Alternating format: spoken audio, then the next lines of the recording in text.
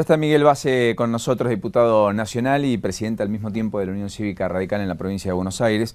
Base, ¿cómo le va? Gracias por venir. Bien, no, gracias a usted, al contrario. Bueno, mañana va a haber consenso, va a haber apoyo de la oposición hacia la ley que intenta fomentar el trabajo en blanco y que crea el registro para los infractores, etcétera. Sí, mañana vamos a acompañar eso. Creemos que es un incentivo a la pequeña y mediana empresa, sobre todo. A la pequeña empresa es un incentivo importante y nos parece que, bueno, que hay que trabajar mucho en esta dirección. Nos parece que hay que trabajar mucho en esto de, bueno, blanquear trabajadores en negro. Nos parece que todo aquello que tienda a generar puestos de trabajo en blanco hoy es muy importante, ¿no?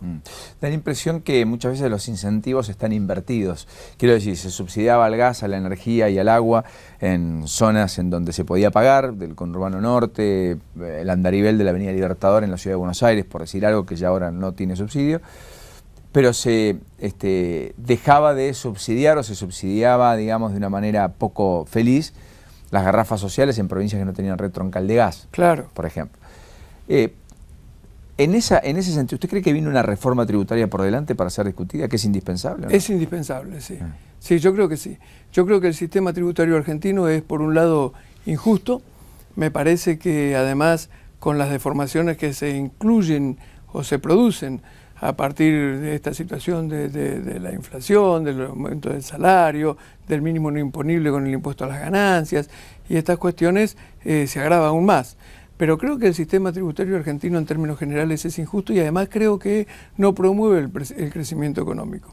Me parece que deberíamos rediscutir este sistema muy a fondo, generando otro tipo de impuestos, terminando con algunos impuestos, reduciendo algunos impuestos. Por ejemplo, el IVA es un impuesto absolutamente injusto para los que menos tienen. En realidad, que un trabajador que gana un sueldo muy bajo pague el 21% de su sueldo en el impuesto al valor agregado me parece una verdadera exageración. Paga mucho más en la Argentina a partir de esto el que menos tiene que el que más tiene. Bueno, de hecho, Das Neves ayer presentó una iniciativa también para sacarle el IVA a la canasta de alimentos básica.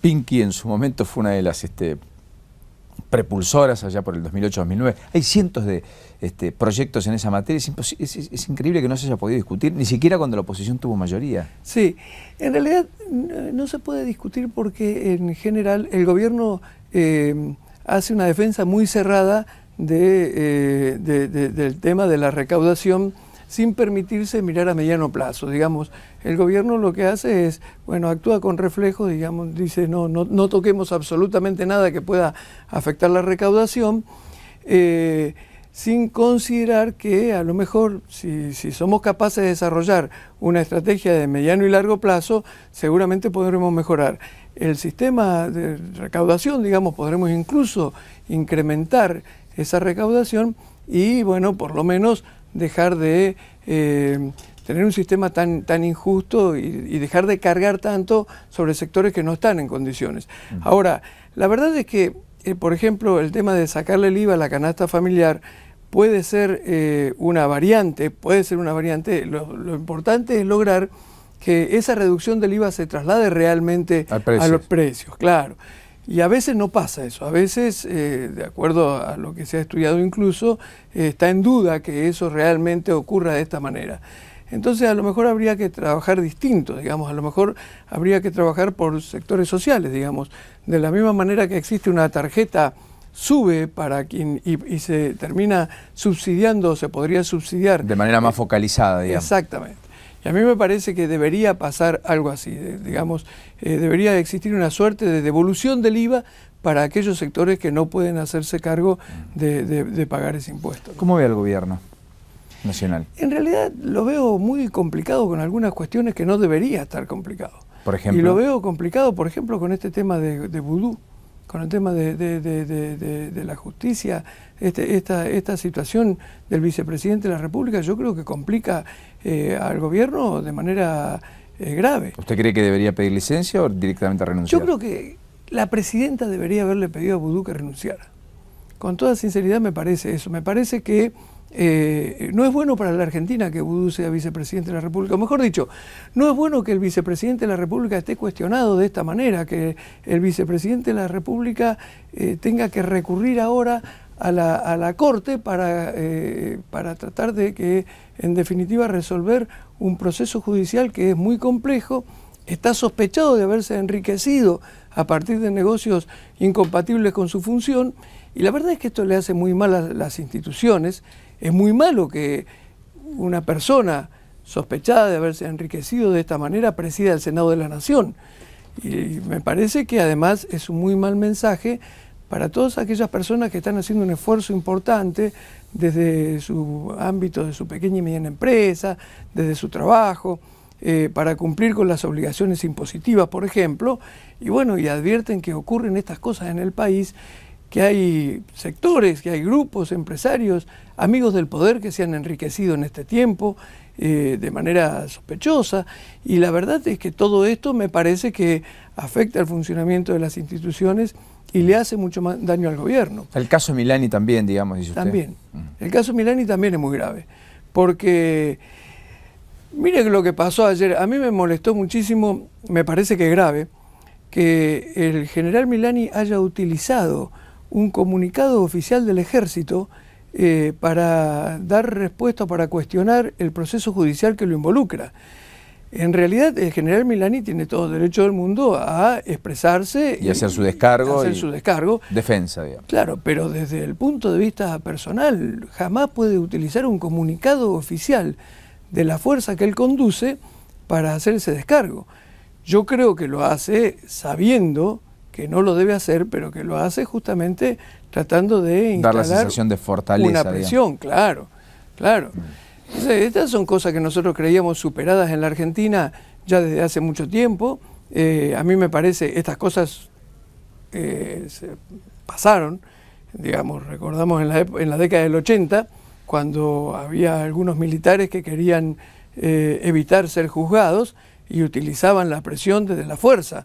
No digo que hoy Milani está haciendo exactamente eso, pero está haciendo un uso indebido de su función para, tratar de sortear lo que corresponde que investigue la justicia. Pero además me parece muy malo que nosotros tengamos un jefe del ejército que está cuestionado. En realidad a veces se dice que, hasta tanto no se demuestre su culpa, en definitiva, todo el mundo es inocente, digamos. Claro, pero yo creo que no es así. Es así desde un punto de vista, pero no se puede poner a una persona que está sospechada de ser culpable al mando del ejército. En realidad, al mando del ejército debería estar una persona que intachable. No esté sospechada, intachable, claro. Miguel, ¿cómo es el dilema para el Frente Amplio UNEN a resolver de la provincia de Buenos Aires? Con muchos actores en cancha, una gran interna que dé entre muchas opciones el volumen que quizás ningún candidato pueda por imagen propia o personal captar, que en la diversidad crezca el espacio como sucedió en la ciudad de Buenos Aires, que terminó siendo una enorme sorpresa porque individualmente nadie parecía poder hacer frente al fenómeno del PRO por caso y sin embargo en conjunto terminaron hasta obteniendo más votos. Sí, yo creo que sí, yo creo que en realidad nosotros tenemos que trabajar en esa dirección. Nosotros hemos trabajado bien a nivel nacional, la verdad es que hemos avanzado en una construcción de un espacio político que en muy pocas semanas se ha convertido en una alternativa para el conjunto de la sociedad. A mí me parece que la respuesta ha estado incluso por encima de nuestras propias expectativas. Por supuesto, nosotros imaginábamos que íbamos a lograr instalar este Frente UNEN como una alternativa, pero en realidad me parece que se ha producido rápidamente esa instalación. ¿Va a estar en San Nicolás usted otra vez? Sí, vamos a acompañar, sí, por supuesto. Y me parece que estamos trabajando muy bien a nivel nacional, estamos ofreciéndole a la sociedad la posibilidad de elegir incluso la fórmula presidencial de este espacio, y lo estamos haciendo dentro de algunos parámetros importantes. Digamos, los partidos que integramos este frente tenemos coincidencias en cómo debe desarrollarse los temas más importantes del país. Y esas coincidencias incluso ya las expresamos en nuestro trabajo en el Congreso de la Nación. Así es que el resultado me parece a mí que es muy bueno, y lo mismo vamos a hacer en la provincia de Buenos Aires. En la provincia de Buenos Aires, distintos candidatos de distintos partidos políticos que integramos este frente, vamos a trabajar. ¿Usted también va a ser candidato a gobernador? Sí, yo también vamos a trabajar en esa dirección. Yo estoy impulsado por el sector mayoritario del radicalismo. El alfonsinismo. El alfonsinismo, efectivamente. Vamos a trabajar tratando de proponer cambios que en la provincia de Buenos Aires son impostergables. La verdad es que hace 27 años que el justicialismo gobierna, o las distintas variantes justicialistas gobiernan la provincia, y estamos con situaciones que no se resuelven. ¿Le gustaría desdoblar la elección de la provincia de la nacional, pese a que lo prohíbe hasta aquí la ley electoral provincial? Sí, me parece que sí. Habría que hacer una reforma allí. Me parece que sí, me parece que sería muy bueno para el resultado nacional y para el resultado provincial. Porque discutiría las cuestiones más domésticas la provincia y no quedaría supeditada a la discusión nacional, ¿no? Efectivamente. Sí, yo creo que sería muy bueno. Incluso le daría a la provincia de Buenos Aires, por decirlo de alguna manera, la posibilidad de fijar su propia agenda, de alguna manera un poco más de personalidad desde ese punto de vista. Yo veo que lamentablemente la provincia de Buenos Aires está muy asociada permanentemente desde el punto de vista electoral, incluso después, desde el punto de vista del ejercicio del poder, al poder nacional, al gobierno nacional. Por eso es que la provincia incluso no discute como corresponde ni siquiera los temas de coparticipación, ¿no? Correcto. Las PASO, ¿usted las modificaría? ¿Haría una ley para modificar esta lógica de que sea el candidato a presidente y vice en una fórmula el electo, y que pueda eventualmente, como rige en la ciudad de Buenos Aires o va a regir a partir del año que viene, que solo se elija el candidato a presidente y que después elija al vice? Sí, me parece que sería un avance importante. Está propuesto por Margarita Stolbizer y por algunos otros. Sí, el PRO, de hecho, llevó su proyecto. Claro, también. Me parece que sería un avance importante. Por supuesto, depende del Poder Ejecutivo. En definitiva, tiene el kirchnerismo mayoría en el Congreso, y sin la participación del kirchnerismo es imposible modificar la ley electoral, que por otra parte requiere para su modificación una mayoría agravada.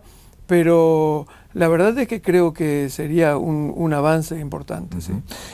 Hablando del fenómeno de Macri, cuando Michetti dice estaría dispuesto a renunciar al PRO en virtud de un espacio más grande, Gabriela Michetti, quien se la menciona como vice de Macri, a quien se la menciona como candidata a jefa de gobierno, quien se la menciona como candidato dentro del espacio UNEN, digamos, ¿ve esa actitud en otros dirigentes y que probablemente pueda surgir algo más grande?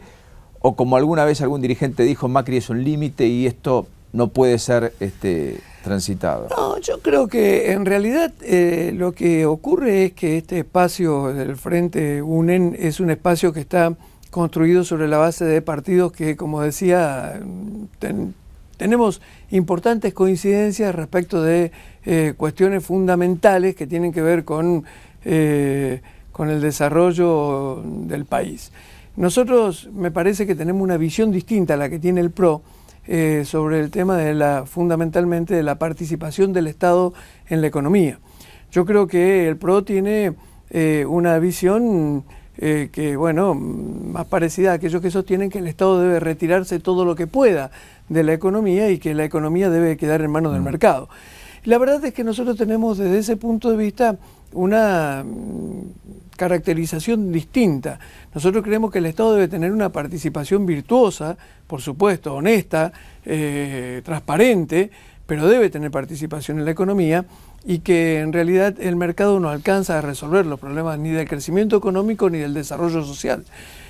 Creemos que incluso cuando el mercado administra la economía sin una participación del Estado, se produce una caída del crecimiento, se produce un retroceso desde el punto de vista del crecimiento económico, y además se producen graves injusticias sociales.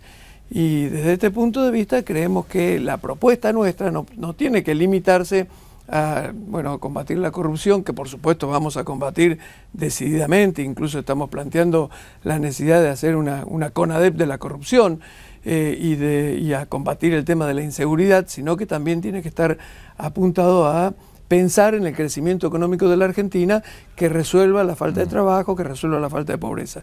Y en eso tenemos que tener una actitud muy coherente. Seguramente si pensamos distinto con otras fuerzas con las que podríamos conformar un frente común, podríamos tener problemas en el gobierno. Por eso es que con prefieren, quizás, en todo caso, el tiempo dirá, no tener éxito electoral, si ese fuera el caso, pero tampoco terminar aliados a aquellos que no comulgan como ustedes. Claro, efectivamente. Podemos incluso coincidir en otras cuestiones, pero de allí a tener una alianza para un gobierno que debe hacerse cargo de este tema del crecimiento económico, con partidos con los que no pensamos exactamente lo mismo, es peligroso. Claro. Miguel, ¿me acepta un desafío de especie de ping-pong? Sí, rápido. ¿Cómo no? Estatización de Madres de Plaza de Mayo. Si el Senado finalmente termina destrabando la discusión y lo aprueba, ¿en diputados usted qué hace? No, nosotros estamos en contra. Vamos a ver, sí, pero nosotros estamos en contra. Sí. Que las provincias puedan cobrar una tasa vial, como hace De la Sota en Córdoba, como Beder Herrera empieza a instrumentar en La Rioja y como Scioli pareció dar aire a la iniciativa después de haberla obstaculizado en el 2012. ¿Le parece bien o no? Yo creo que hay que rediscutir todo el tema de coparticipación. Me parece que en la medida en que vayamos poniendo impuestos de esta manera vamos a terminar perjudicando a la gente, porque lo que hacemos es, incluso ya hay municipios en la provincia de Buenos Aires... En el conurbano norte en particular. Claro.